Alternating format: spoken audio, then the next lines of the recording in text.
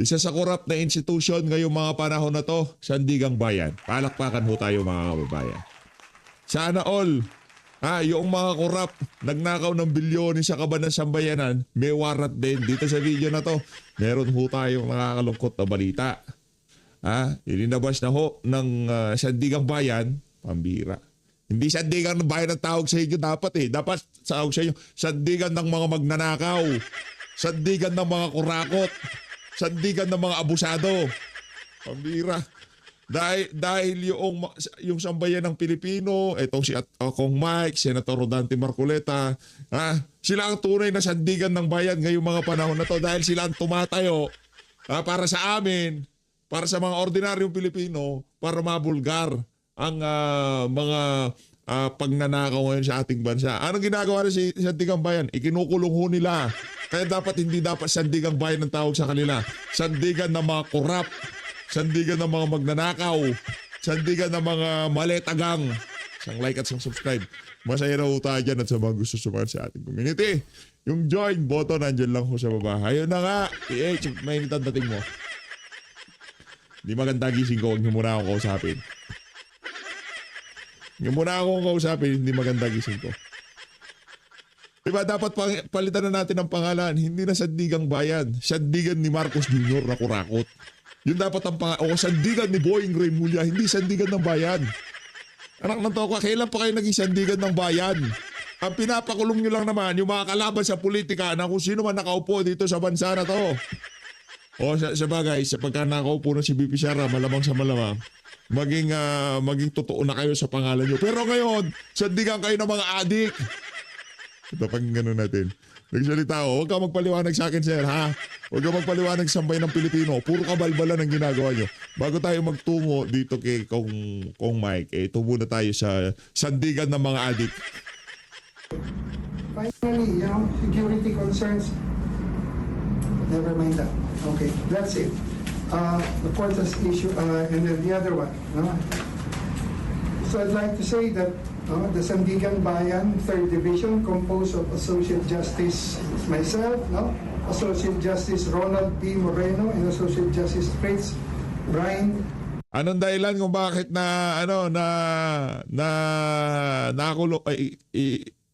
ilinabas na ng arrest warrant si Andante?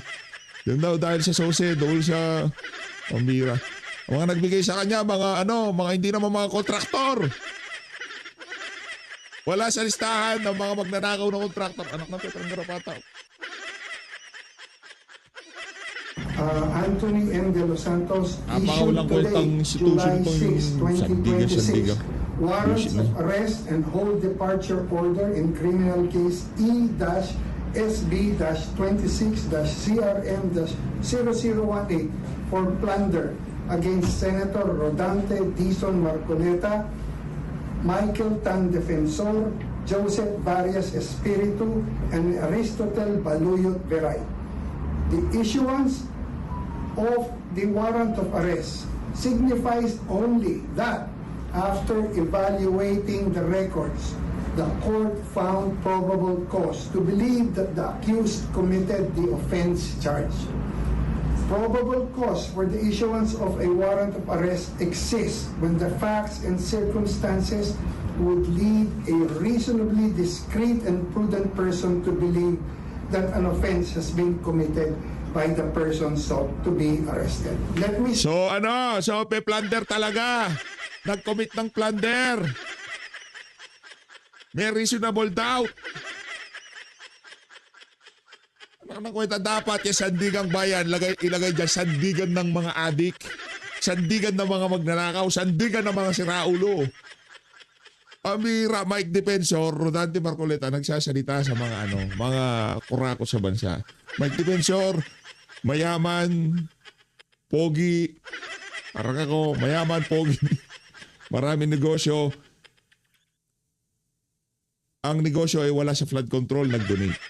Yung mga politiko na binigyan ng pera na hindi rin diniklara sa sosya, ang pinakamasakit nito, galing sa flood control, yung mga idinunit sa kanila, mga contractor pa, pero hindi sila plunder. Lunes na lunes, pinapaandar ako rito buwisit na sandigan ng mga adik na to. O, lagay nyo ho dyan sa baba, hashtag sandigan ng mga adik.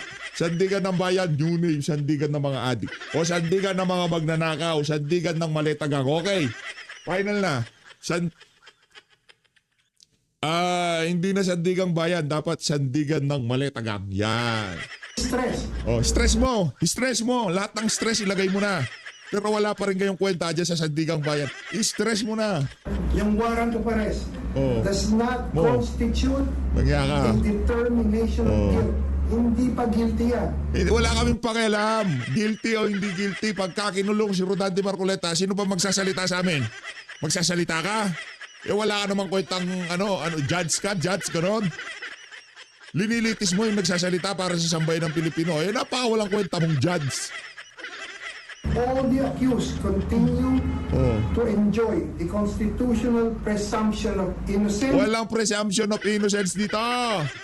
Brad, wala kaming kwenta kung innocent pa si Rodante Marcoleta. Importante lang sa amin dito, may magsasalita para sa sambayan ng Pilipino. Meron titindig para sa bawat isang Pilipino. Ikaw din naman ninakawan ka eh. Diba? Pero sa bagay, bawi na yan. Until their guilt is proven beyond reasonable doubt. Again, Tigilan mo kami because ha. proceed- Hoy, tigilan mo kami, walang nga ka. Kapal na mukha mo. Defense Kapal na mukha mo. para mag-object. Ay, teka lang. Mamaya. proceedings are governed solely by the Constitution, applicable laws, and the evidence properly presented before it. The court would want to remind the counsel who have appeared for the accused, and even Senator Rodante Marcoleta, who himself is a lawyer. Remind lang na remind. Bottom line dito, napakawalang kwenta ng institusyon nyo. As officers of the court, they are duty-bound, together with the prosecutors, Ano? to uphold the integrity and administration of justice, to ensure compliance with lawful orders of the court, to conduct themselves Respetuhin daw natin sandigang bayan. Kailangan nating i-uphold. and all persons act Visit na yan, uphold tayo ng uphold. Yung mga magnanakaw nag-e-enjoy lang. Visit na yan, uphold tayo ng uphold ng rule of justice. Visit na yung rule of justice na yan. Si Zaldi ko nasa ibang bansa, si Martin Romualdez nagpapakasasa. Yung mga diniliberan ng maleta at nakatanggap ng envelope. Pa-relax lang. Rule of justice. Yeah? Dapat yung mga mga prostration. Pasensya na. Rule of justice. Isip na rule of justice to. Anong klaseng justice to? Ba't si Saldi ko nagpapakasasa doon? Sa ibang bansa, si Bunoan, state witness. O sabihin naman nitong si Sir, wala naman kami alam doon. Pinapasa lang sa amin yung kaso. Yun nga problema. Kasangkot kayo dito sa buwisit na sistema.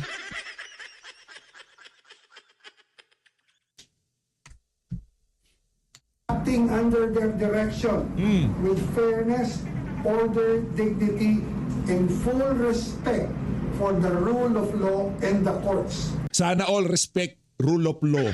Palakpakan. Full respect for the rule of law and Anong rule of law pinagsasabi mo? Yung mga magnanakaw, respect ba nila yung rule of law? Nakalagay, bawal magnakaw. Nagnakaw sila. Anong full respect? Yung mga nagsasalita ngayon, ninunombrahan nyo na mag-full respect sa rule of law. Bakit yung mga magnanakaw, hindi nyo nobrahan? No? Full respect. Huwag kayong magnakaw sa rule of law. Basic na rule of law na yan. Anong nangyari sa rule of law natin?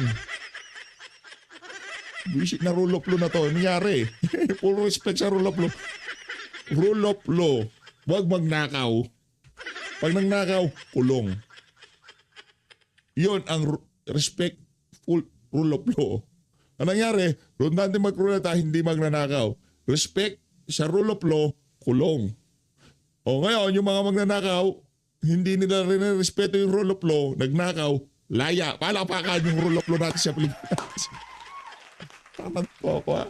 Anong klase? Ngayon, yung mga nagsasalita para makulong yung mga lumabag sa rule of law, sila ang makukulong, palakpakan.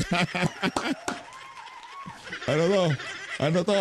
Ang tawag dito sa baseball, ang tawag dito, home run para sa mga siraulot, mga adik na magnanakaw. in the courts is non-negotiable. Ay, non-negotiable.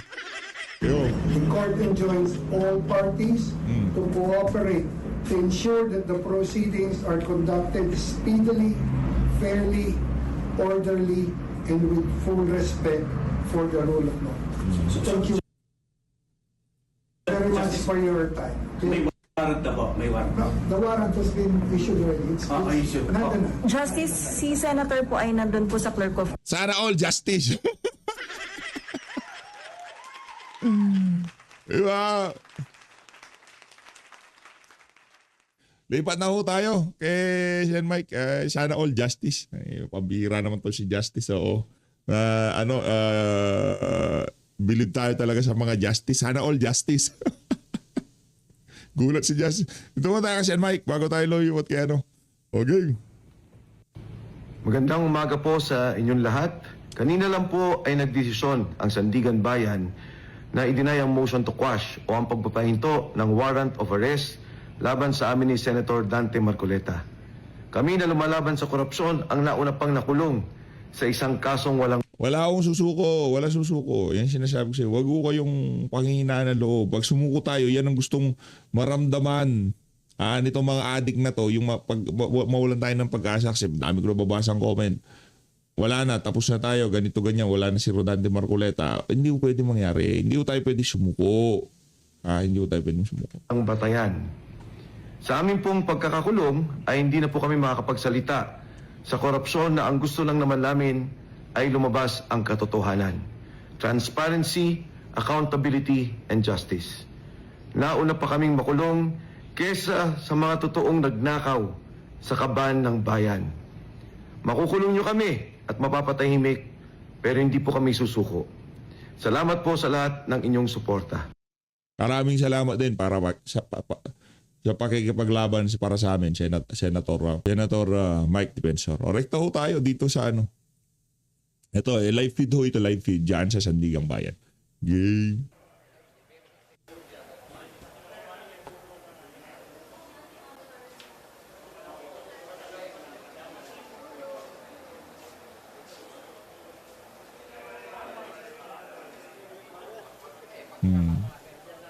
Yan o ang yung pinagkakabalan ngayon ng administrasyon na to. Itong bansa na to. Pakulong lahat ng tumitindig para sa sambayan ng Pilipino.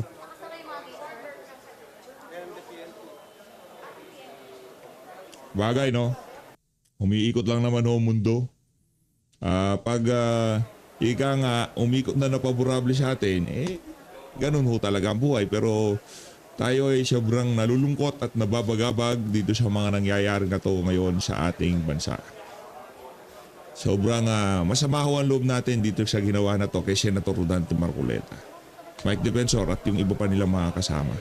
Pati yung mga lehitimong negosyante nagdudik lamang ng pera, may plunder case sila.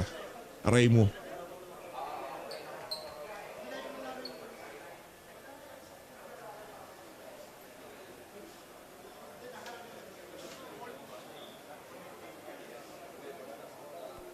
Antabay lang ho tayo, antabay ho tayo.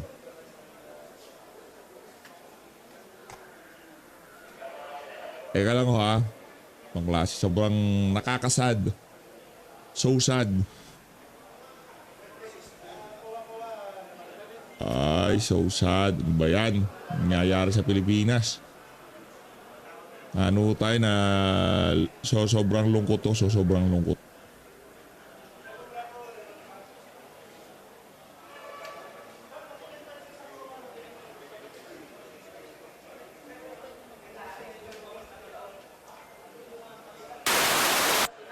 Bayan, ang ingay naman. Si Remulla, kuya. Nandiyan si Boying? Remulla daw,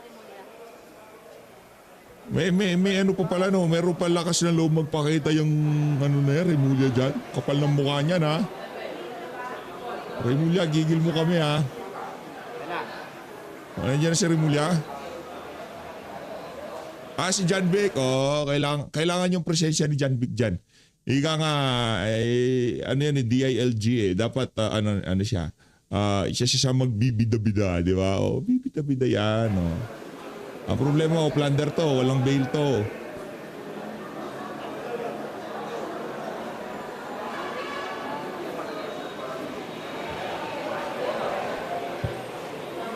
Yun ang pinakamalaki nating problema dito, walang bail. Plunder.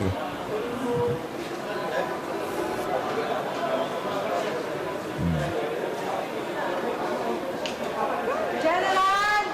Dito na rin ba ang booking process? Huwag nyo lang babuyin si Rodante Marcoleta. Lang pakiusap na ng mga taga-suporta tayo dito sa page. Huwag yung babuyin. Kasi bagay, mga siraulo nga pala nasa administrasyon na to. Sigurado yung bababuyin yung mugshot.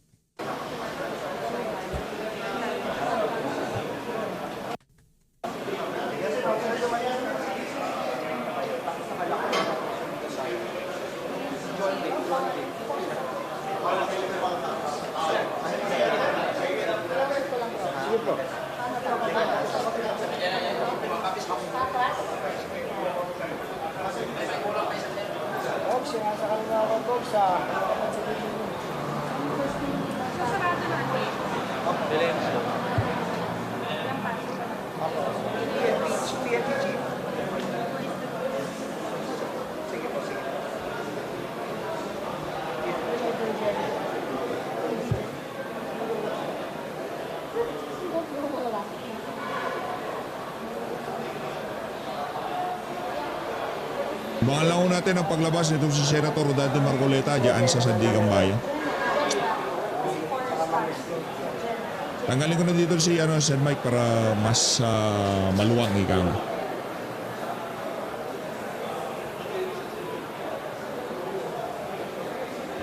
Diba, ang labo ho nun eh. Anong rulop-lop pinagsasabi nung judge na yun? Anong ruloplo dito sa Pilipinas? Sige nga, tanongin ko kayo mga kababayan. Anong ruloplo sa Pilipinas? Wala naman ho sana problema eh. Diba? Wala naman ho sana problema kung yung mga... Kung itong si Rodante Marcoleta, halimbawa, ito plunder ka brad ha. Plunder ka brad, bakit? Yung nag-donate sa'yo, yung perang pinang-donate sa'yo, galing sa nakaw brad. Kaya plunder ka. Galing sa flood control yung pinag-donate sa'yo, Brad. Kaya dapat makulong ka. Mga ganong galawan dapat eh. Kaso hindi naman ho yun na suma. Ang problema ho dito mga kababayan, yung mga nag-donate kay Rodante Marcoleta, wala hong involvement pagdating sa flood control. Mga personal ho nilang pera na binigay kay Rodante Marcoleta sa paniniwala na kung sakaling maging senador siya, gagampanan niya ng maigi yung kanyang tungkulin. Walang involved na pera sa gobyerno yung ibinigay kay Rodante Marcoleta, kaya sobrang samaho ng loob natin dito sa ginawa na to kay Sen. Dante. At alam ko, mga OFW, sobrang lungkot ho dito sa kaganapan na to. Kasi alam ko, isa sa mga inaabangan yung magsalita itong si Sen. Dante, ngayon sa ating bansa, di ba? Ngayong talagang inaresto na siya, meron pa naman nung mga magsasalita dyan. Pero tayo ay nalulungkot kasi yung charisma, yung intensity, yung delivery ng isang Rodante Marcoleta, napakalupit po talaga. Talagang yung mga yung mga dilawan, pinklawan, kahit na ika nga wala sa pwesto ito. I mean, senador lang itong, mataas na may senador. Tipo kasi, kagaya ni Bam Aquino, kahit senador yun, walang kwenta magsalita eh. Di ba? Itong si Rodante Marcoleta, kahit na nung di pa siya senador, pagka meron siya diniliver, talagang, ika nga yung mga may kalalagyan sa kanya eh. Di ba? Malaking dagok ko ito para sa ating pakikibakay. Ang pagkakakulong na yan, nitong si Senator Rodante Marcoleta. Dapat, di ba, pambihirang yan. Ang daming kurakot sa Pilipinas, ipapakulong mo yung Rodante Marcoleta. Ano yun? Para sa Sandigang Bayan, ano yan? Foul yan, ika nga. Napakawalang kwenta ng institusyon nyo. Ha? Napakawalang kwenta ho mga kababayan. Talagang inano ho nila, itiniming ho nila na yung medyo na, yung tipong, lagay ko lang ho dito to ha. Habang ilinalabas si Senator Rodante Marcoleta, kay Attorney Sal Panelo ho muna tayo, okay? Para ika nga yung pagsalansa natin tuloy-tuloy. Magandang araw din sa lahat ng mga kababayan natin sa lahat ng panig ng mundo ngayong araw ng Lunes. Ayun. Ika-6 Ito na ho ata, hindi pa. Lagay ko lang sa gilid dito sa baba. Dito kay Sen Mike. Yan, para habang gumagana yung feeds natin dyan sa Sandigang Bayan, pinapakinggan ho natin ang mga punto de vista nitong si Attorney Salvador Panelo. ng buwan ng Hulyo at unang araw ng impeachment trial ni Vice Presidente Inday Sara Duterte Zimmerman. Yes, Attorney Sal. At yun nga, inaabangan nga ngayon yung unang araw ng impeachment trial. At syempre, sa ating mga kababayan na nakatune in ngayon, kung meron kayong katanungan kay Attorney Sal o komento sa ating pag-uusapan ngayong umaga, ay maaari po kayong magpadala na inyong komento mensahe sa ating mga hotline, sa call hotline na 0917-657-1026 o sa ating text hotline na 0935-643-7538. At live na live din tayo napapanood sa ating mga social media channels sa YouTube at sa Facebook. At ayan nga, Attorney Sal, bago muna yung mga updates sa impeachment ay tatalakayin natin itong inyong artikulo sa The Manila Times na entitled Country on the Precipice. Ito po, unahin nung basahin. Precipice. Precipice. Ayan. President Ferdinand Marcos Jr. gallivanting in Canada while the country is reeling from an earthquake-ravaged General Santos City in Mindanao Ito na ho ba? Ito na. amid a failed government. Ito na ho ba? Ito na ho ba? Teka lang ha. Ayan o. Lakihan ko na lang ho ito. Hindi ko na tatanggalin to. Ayan o, Senator Rodante Marcoleta. Ayan o ang ating Senator Rodante Marcoleta. Ito na. Ito na ho pala. Ito na. Ito na ang paglabas si Sendante. Ay, forward ko na para... ito. Ayan o. Hi, Senator. Palakpakan ho muna natin ito si Senator Marcoleta. Ano statement, Sen? Sen, Oy, John Vic, huwag kang epal-epal ha. Interview lang. Huwag kang bida-bida. Yung pahawi-hawi, wala kwenta yan. Bida-bida. Isa lang ha, mahina ang kalaban. Isa lang. Isa lang. Isa lang. Oh. Ano po yung statement niyo po niyo, Senator? Sir, ano pong nararamdaman nyo ngayon, Sen? Unang-una, pwede ba akong mag-statement muna? Okay. Nakita nyo naman, ako, kagaya ng sinabi ko sa inyo noong pa, palagi tayong nagpapasakop sa batas. Lahat ng umiiral na tuntunin at mga batas ng ating bansa, kailangan nating igalang.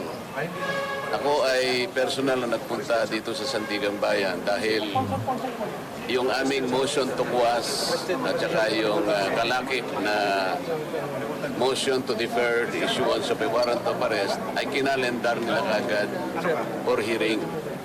Itong ganito nga sa umagang ito. Ngayon, napakagandang indikasyon yon na umiral ang ating mga batas. So gusto ko magpasalamat sa Sandigang Bayan dahil kinalendar nila kagad for hearing. Yon ay... Oy, mga walang yaki sa Sandigang Bayan, pasalamat kayo. Itong idolo namin ha, papasalamat ko sa inyo. Kaya pag nagpasalamat sa inyo, wala, Sandigan parang kayo ni Marcos Jr. Nakikita ninyo na kinakailangan ng proseso ng batas ay masunod. So, ang sabi ng Sandigang Bayan, meron na silang determination of probable cause. Kaya sila nag-issue ng warrant of arrest. Igalang natin yon. Kaya meron naman kaming motion to quash, pinagbigyan naman yon. At alam ko naman yon ay bibigyang daan pa rin. Ibig sabihin, ipoproseso pa rin ang aming motion. Dahil, siyempre kami naman, meron kaming ibang pananaw doon sa asuntong ipinahal sa amin.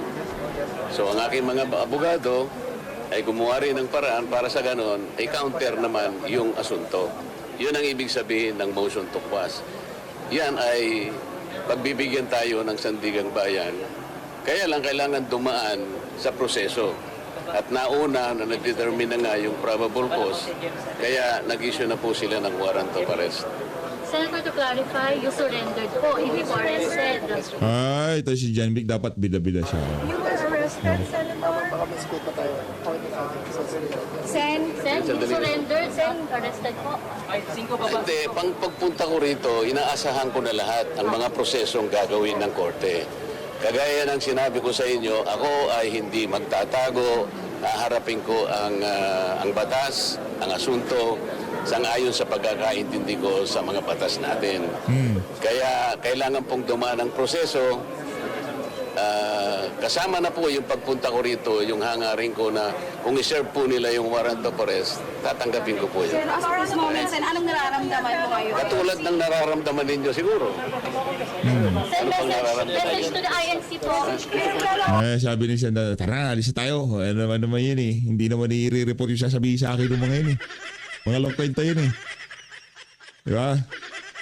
Mga walang kwenta naman yun eh. Oo. Grabe, kakalungkot. Nakakabasag ng puso yung ginagawa ng ano na to,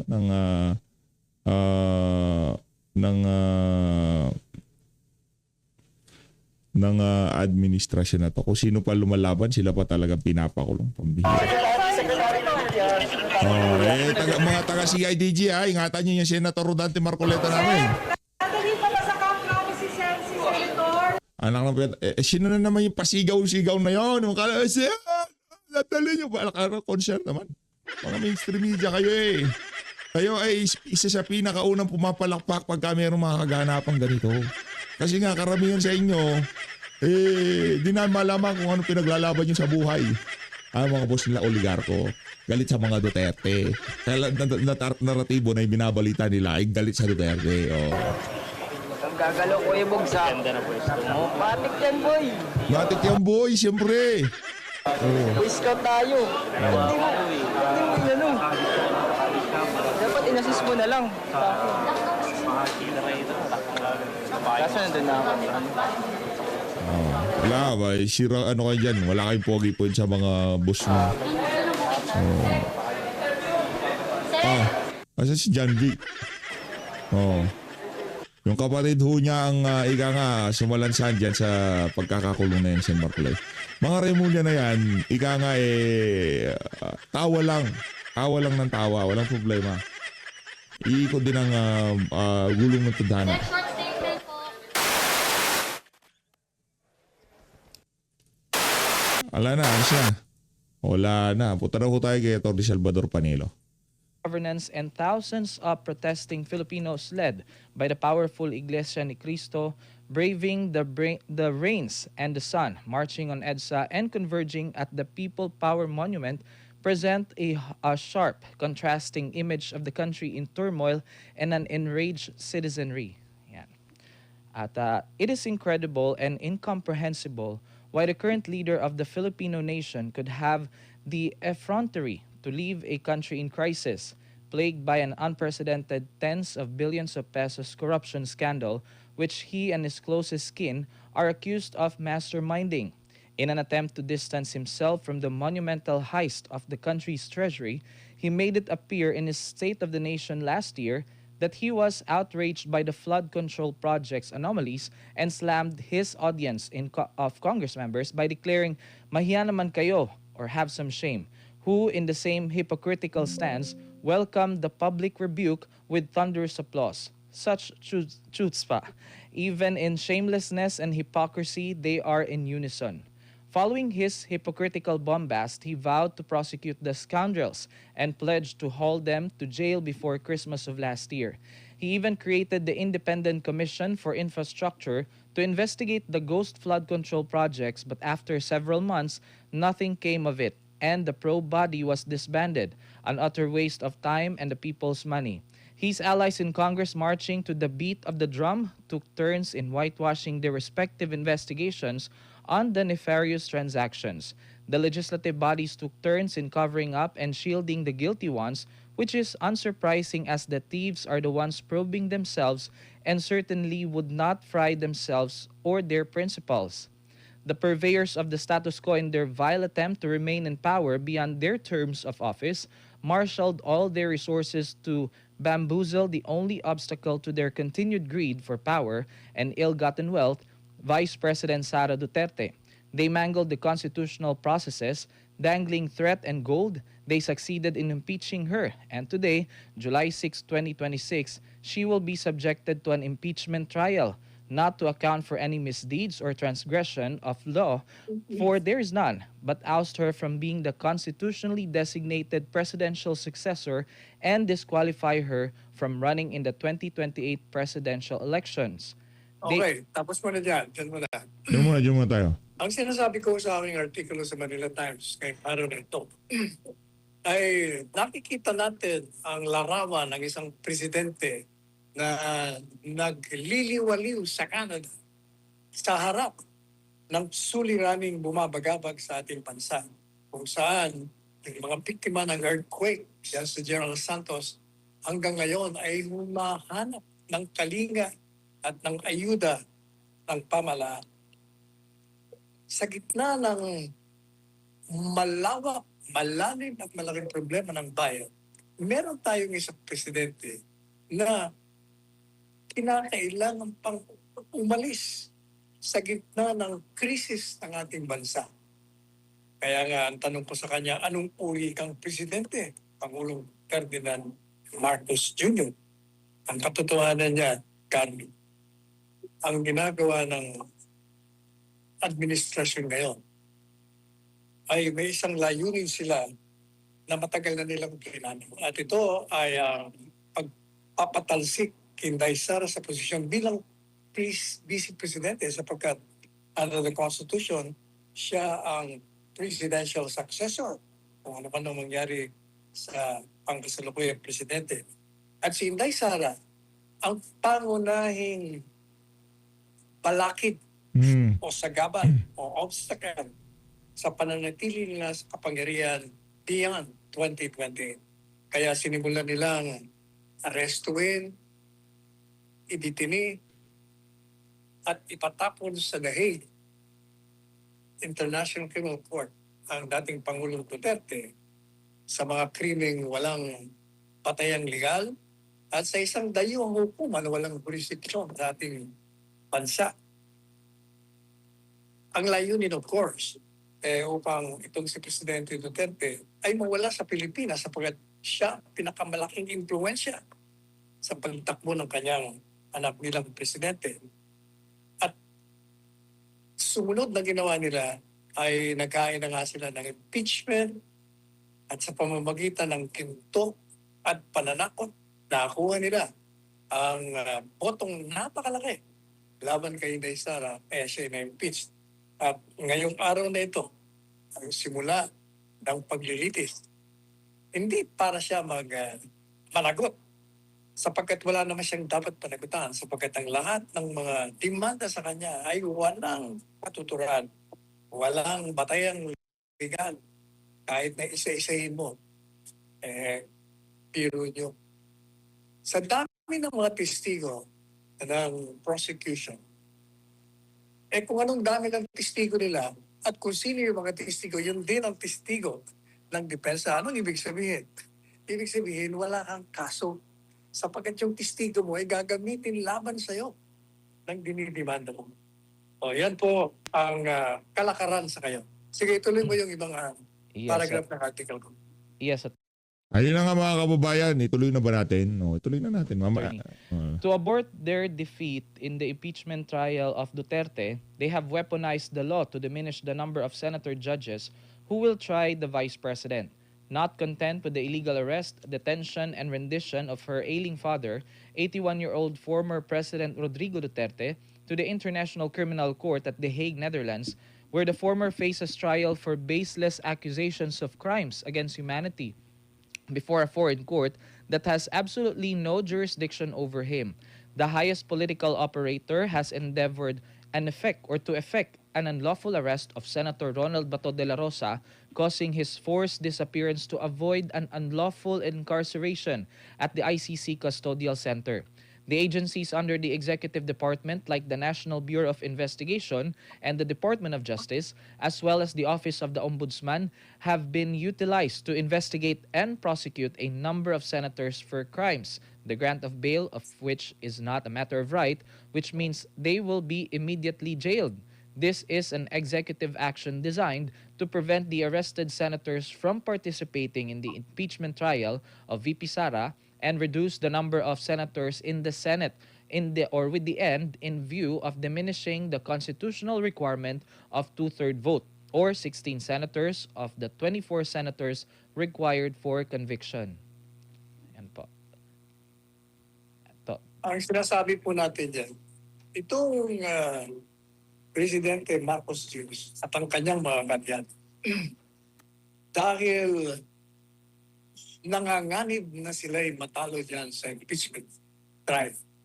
Ang ginawa po ngayon ay ginamit nilang batas bilang sandata sa pamamagitan ng pag-utos sa mga ahensya ng gobyerno gaya ng NBI, National Bureau of Investigation, ng Department of Justice, ng Ombudsman upang usigin ang mga politiko nito.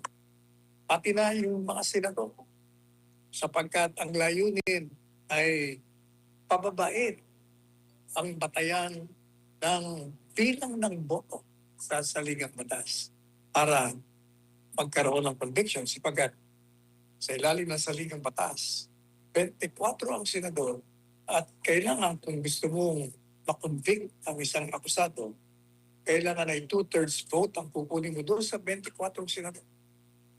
Kaya 16 dapat na senador ang kukunin mo boto para makonvict. Ang gusto nila ngayon, dinidemanda nila ng plunder kung sino-sinong mga senador. At isa na nga nakakulong.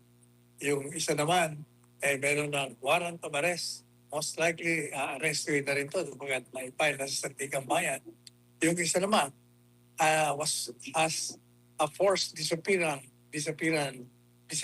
act sapagkat natatakot siya. Natural lamang kasi ipatatapos ng sahig at siya ikukulong doon.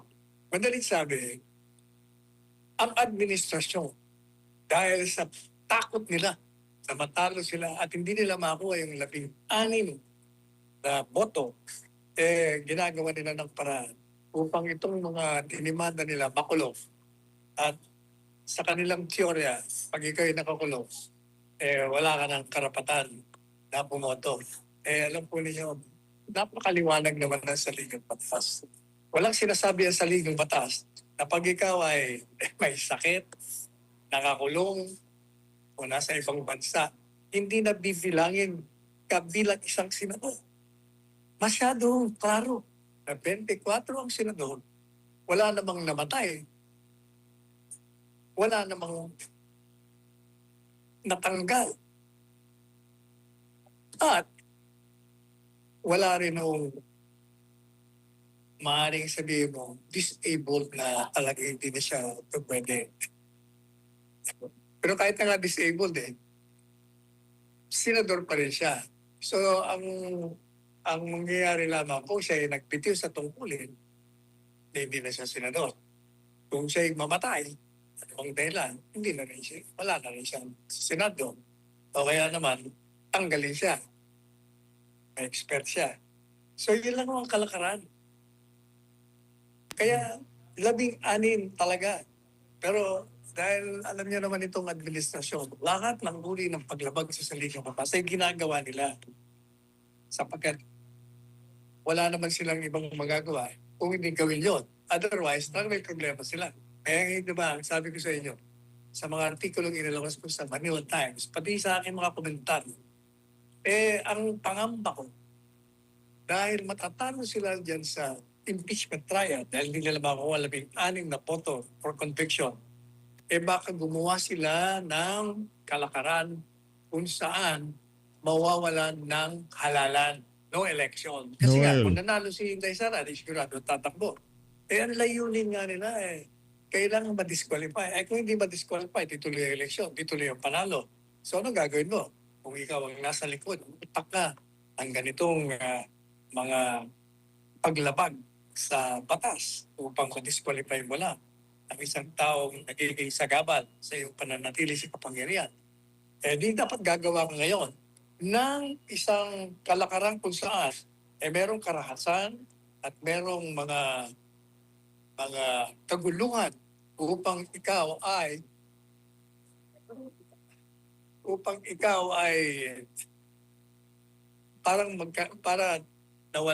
para mawala ang isang eleksyon ng pambansa. O di mananalo sila, that's it. Pero alam po ninyo, habang ginagawa nila ito, ang taong bayan naman ay hindi na maampak ang kanilang paglabas sa kalye, pagprotesta. Kaya nakita natin ng mga nakarang araw, libo-libo ng Iglesia ni Cristo, kasama ang mga mamamayan, ay lumabas sa kalye at humihingi ng katarungan sapagkat nagre-reklamo sila sa selective justice na tinatawag. Sapagkat ang ginagawa lamang nila ay inuusig po nila ang mga kritiko ng pamahalaan. Samantala, yung mga in-expose, pinagtatakpan nila at ina-absuelto nila. At ang kinukulong nila, yung mga nag-i-expose. Okay. Yes, attorney. Ayun na nga mga kababayan, dito na natatapusin ang ating reaction video. Maraming salamat sa pag-support sa PH Update. Maraming salamat dito kay Atty. Salvador Palelo at maraming salamat sa aming napakagiting na Senator Rodante Marcoleta. Palakpakan natin. Mahal natin Pilipinas.